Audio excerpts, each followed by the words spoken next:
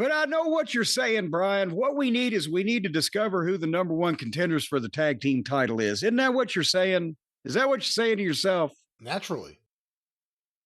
Well, naturally, then we're going to find out with a four-way. It gets better later on in the program when you find out, folks, what else they did. But now it's time for a four-way tag team match to determine the number one contender for the tag team title that I assume then will be defended at Full Gear, which is their next pay-per-view in a few weeks. And boy, they brought in teams from all over the world, Brian. The Hardy Boys, FTR, Kevin Knight and Hong Kong Phooey, and Jungle Jackoff and Dino Douche. The same four fucking teams. Can anybody do the math, by the way, out there? We got nuclear astrophysicists in the audience out there. What percentage of AEW television matches are actual, like, regular matches, 1 against 1 or 2 against 2? And what is the percentage of some type of multiple man, 3-way, 4-way, battle royal, gauntlet, scramble, whatever the fuck they call them? Do you think it's 70-30 for the multimans? It may be. There sure are a lot of them. So, 4 teams here, the 3 contingents of children, including the patient zeros of trampoline wrestling.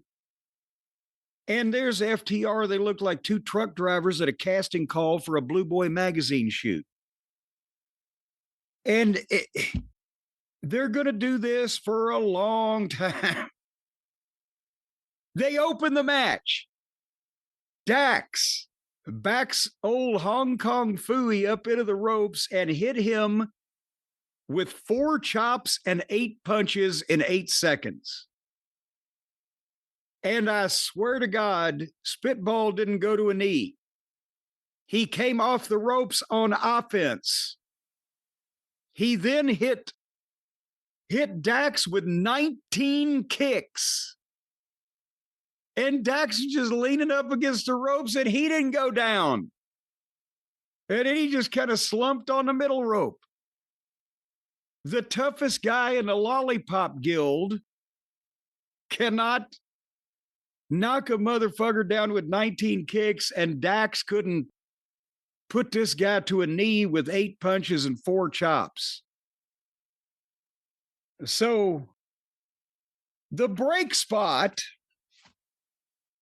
I wrote this one down. I was trying to fast forward through as much of this as possible. Dax is going to superplex Kevin Knight off the top turnbuckle onto the floor, onto the covey of quail that Jim Ross phrased it a few years ago. And they got under Dax just fine. Since he was taking a flat back bump off the top rope, I'm glad they did. But he suplexed, Kevin Knight went past him, and he over-rotated, and it bent his left leg underneath him, and he sold it. And it obviously didn't injure him badly because he got back in the match later on after a while. But it should have broke his leg. Either he's just flexible or he didn't land with just enough weight. But when they came back, they bore shit. The Cucamonga kids like to play with their friends. The fans like the Lizard, but they won't feature him because he's always with the children. Perry, I think even the AEW fans are like, fuck, we don't care anymore. And they did the alley-oop stuff they always do. And then finally, FTR beat Knight with the Shatter Machine, about 15 minutes bell to bell. So now they get the title match with, what is their team name? Bro Dildo. Bro Dito. There you go.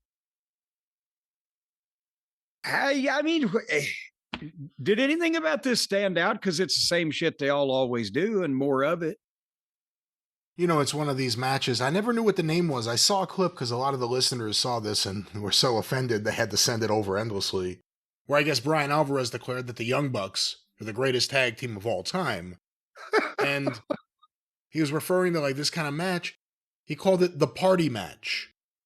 Party match. He said it a few times. So I'm like, is that what they consider it? Like, that's their style. We do the party match where the referee's there, but it's not like he's doing anything. And lots of people get ready to have people land on them and stupid things happen and everyone waits for their turn to do something.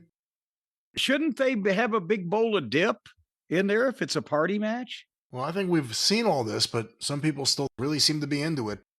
As I will say something after I just crucified the WWE earlier for being boring as goddamn the growth of pubic hair. They at least don't do so much that the guys are always trying to kill each other and still nobody remembers what the fuck happened. It's just they hardly do anything instead of so mind-numbingly much